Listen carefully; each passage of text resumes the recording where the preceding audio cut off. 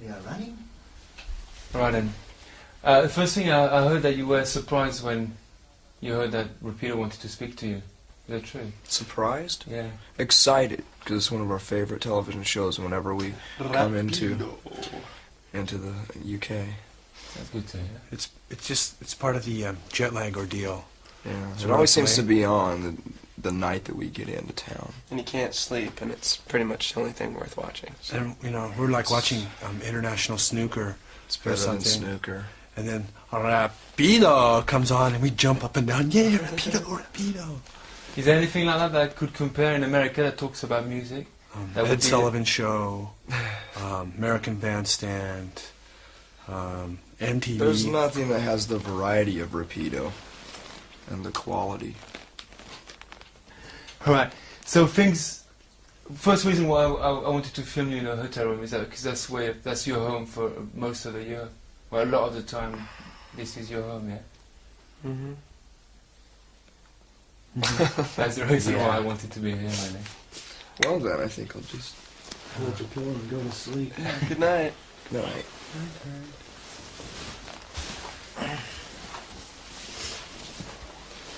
Now, the thing's going... yeah, things going real quick, isn't it? Yeah, I mean, the Nirvana. record's only been out for, what, 2 months or something? Something like that, yeah. I don't know, it's just a blur. I think it's been about 3 months now. Has it really? September 24th. That's right. October, November. 2 months. Just 2 more. Oh, well. That's Your perception of time and reality is obviously distorted. Because it is, I mean, an album to go, not a first album, an album to go, in the Billboard chart, in the top chart, at number 4. That's really quick. That's as quick as you can get, isn't it? I've never paid attention to charts before, Yeah. you know? I mean, the numbers, it's just a bunch of statistics, really.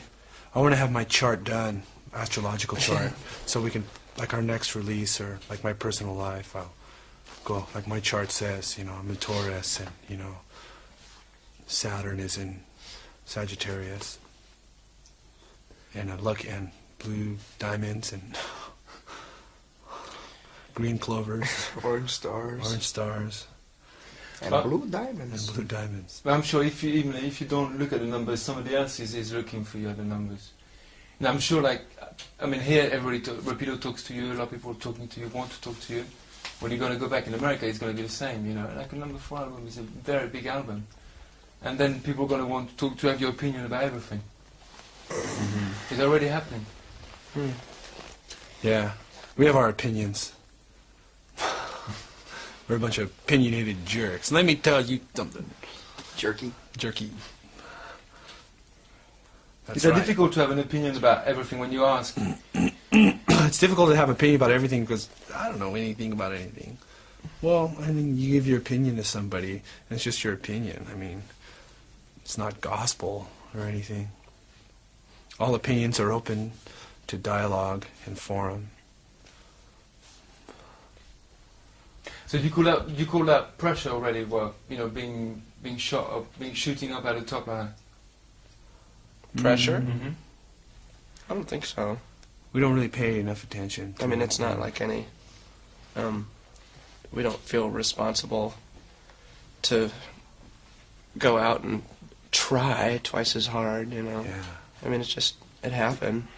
We've been doing what we're doing. And if it goes up to number -12 on the chart, then Past number. whatever, past number 1 to -12. It's no big deal, really. Okay, you're bored about the conversation about exposure and pressure and... No, I'm sick. I'm sick. Well, you called the English flu or something. Touch me, I'm thick. You can fry a head egg on that If I forehead. hit on that egg, That's right. you ain't got a 4 head, you got an 8 head. Magic 8-ball head. We'll just turn it up and down. And, that's how we plan our destiny, was with that magic 8-ball. You turn it around. It says, try again. Comes out and it says, yes. Yes. No. And Go do you die. think when you're gonna go back to the States, when you gonna go back to America? About 2 weeks. December 15th. Uh-huh. And then we go on tour for another 5 days, then we have a month off, then we go to Australia, New Zealand, Hawaii, Japan, Hawaii. Hawaii. Southeast Asia, and then we're home for a little while. It's crazy because like in France, like nobody was, for example, where the program comes from, where I come from. Nobody was really talking about you before, and then suddenly it's like album of the year, like get it on TV, it's like all the magazines want a piece of the action. It's just, that's what I'm saying. I asked the first question. It goes really quick. It's very bandwagon-esque. If I may plug another band that I totally love. When you play the European countries, and I don't know if you talk to people, but if you watch their reactions or whatever, what has been the main difference between your American crowd and the European crowd? Probably the diets that the people... I don't know. I've sort of found that the language is sort of different. I mean, it's all this. People have the same reactions. You know what I mean? I guess we all came from a common ancestor, like Adam and Eve. Adam and Eve, right? Creationist, Adam and Eve, evolutionist, humanoid-type creatures came out of Africa and populated the Earth and adapted to their climates. But I think there's a million similarities and there are dissimilarities, and I think people's reaction to music is a very big similarity, whether it be on the continent, be it the UK or be in U.S. In the West, if you go to the East or if you go to like Cambodia or something, they wouldn't know what to think of you because they really haven't been exposed. But in the West, rock and roll has been a major cultural thing for the last 30 years, so it's pretty much the same reaction. It's also because your music seems to be based on instinct, and then people can share that. Yeah, Sure. It wouldn't matter if we were speaking in tongues. Yeah, right It's a on. universal language. It's a universal language, and those are like worn out cliches. Rock and roll is a universal language, brothers. But to some extent, that's true. I mean, you get a lot of people in the same room. You get good groove happening, and people really react. It's a great thing. I mean, something else. I don't know. Again, you tell me in America, but in England or in France, it's like quite recently that it's kind of cool to like rock again. A lot of people kind of walked out of rock for a long time. Boy, and they wore black clothes, and it just, if that's the case, I mean, music isn't a fashion accessory. Just a lot of people it is, I know, but to us it isn't. I'm into industrial dance now. So what they do, they go to the pawn shop and sell all their CDs, not records, but CDs, because records are out. Maybe it's also because guys like you maybe like give quite a good name to rock. If rock and roll deserves a good name, it does. It does. And I think probably quite Bon Jovi gives love a bad name. God gave rock and roll to you. God gave rock and roll to you. And you've got a gift. It's called rock and roll. Rock and roll's paid for a lot of facelifts and hair transplants. There's one thing that I've learned about rock and roll by being in this business for 5 or 6 years would be to use your illusion. 1 and 2. It depends what the illusion it is. Life is full of illusion. And here's my lovely magic. wife. It's magic. It's magic. and I mean,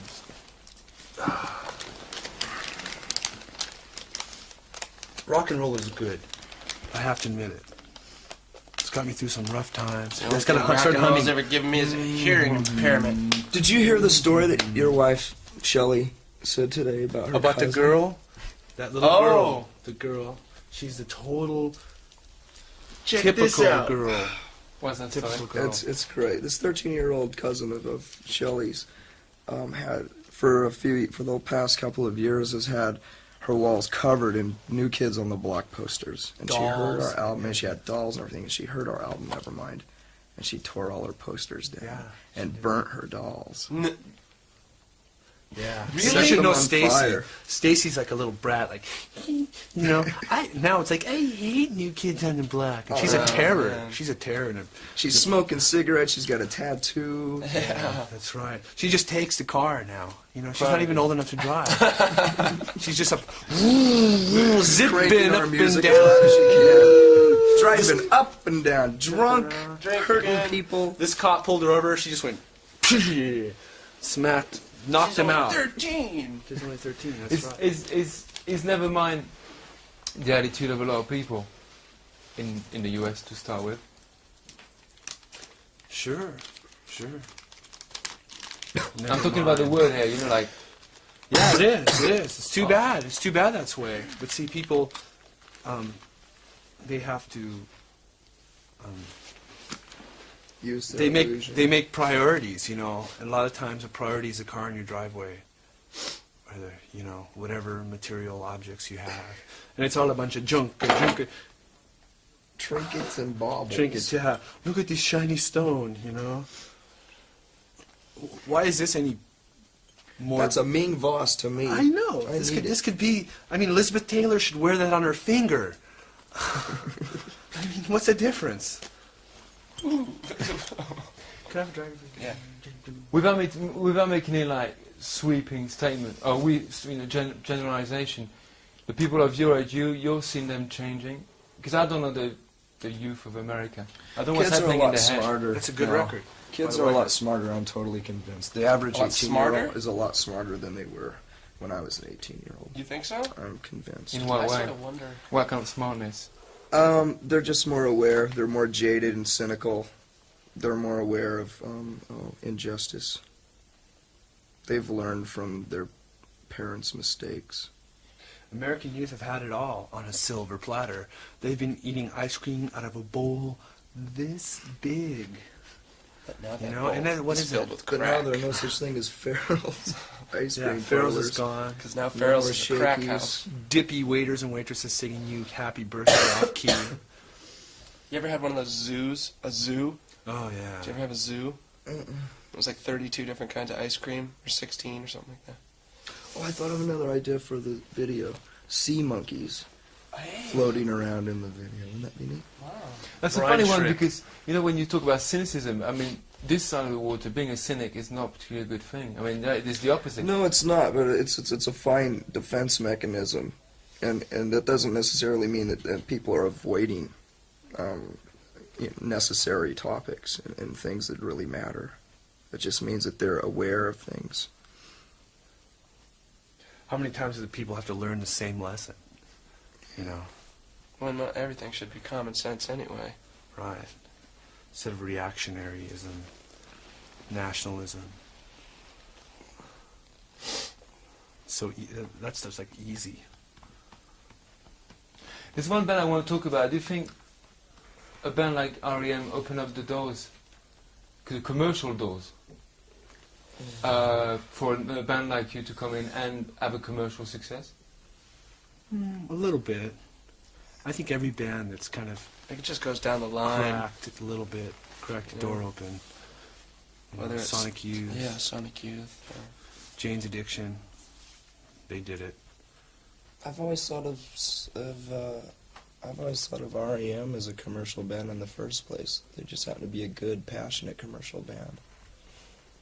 And there have always been good, passionate bands in rock and roll throughout the history. It's just, it's up to fans and people involved in the music industry to make sure that it doesn't get as stale and as bad as it has within the last 10 years. Especially in the Reagan era. Yeah. Did I roll that too tight?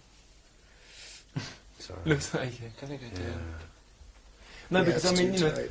like from the don't know if the word is right, but from the traditional band, the affiliational band that you're coming up with, you talk about, you know, the youth, the Askedos, people like that.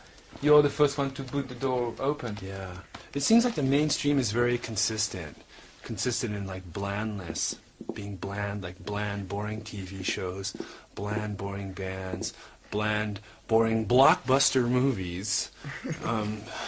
It's all very consistent. When it comes to like mainstream and commercialism, it's sort of like no one's willing to take a chance because it's a risk of money. You know, that's why you've had the same bunch of crap on MTV for the past 6 years or whatever. That's you know? right. I mean, it just comes down to money, and people aren't willing. You know, it's not a feasible business move. You know, it's a vicious circle. Is actually these people who are trying to make money is they play it really safe and they take like a demographic survey. So they survey all these the papal hierarchy in the Vatican.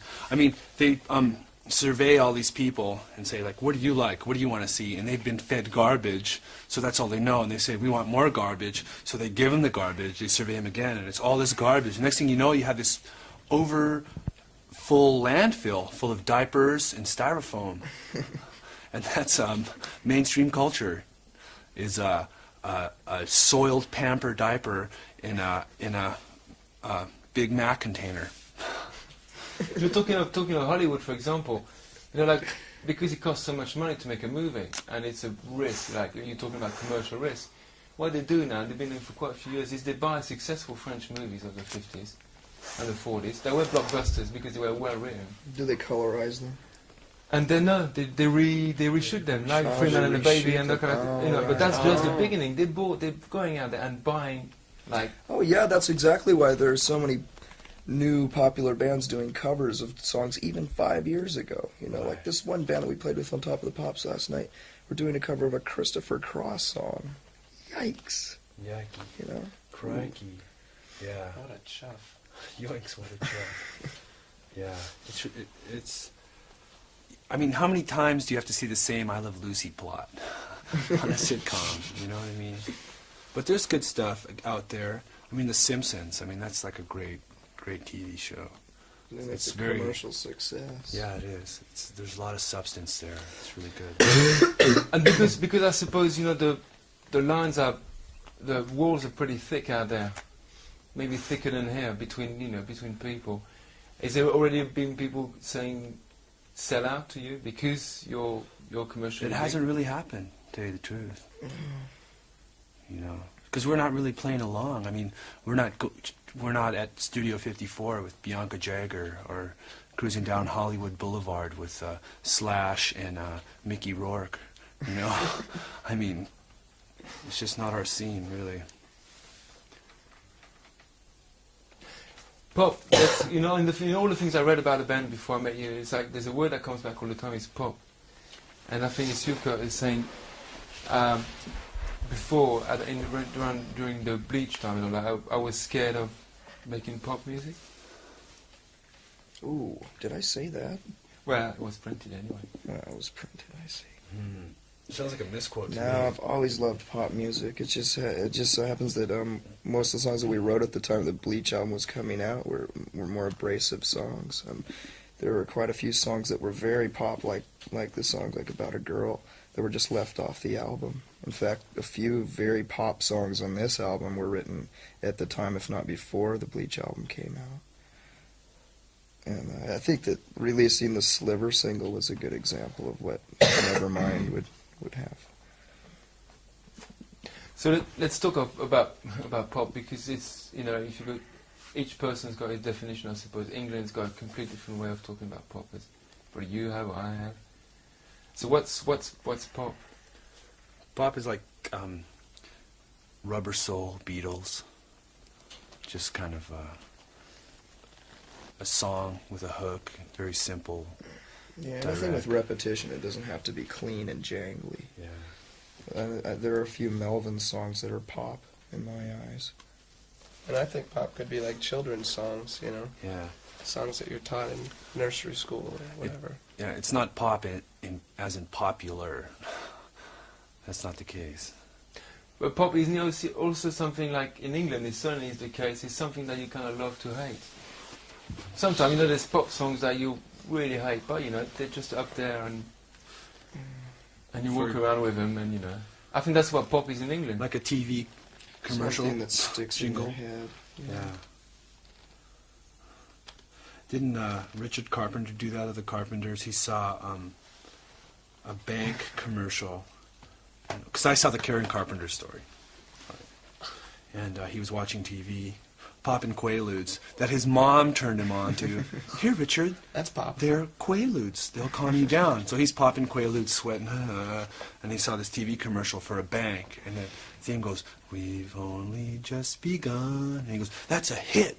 So he got on the horn to Herb Alpert and buy the copyright to that song. And then they had a million-seller hit. I wonder if he's still popping ludes.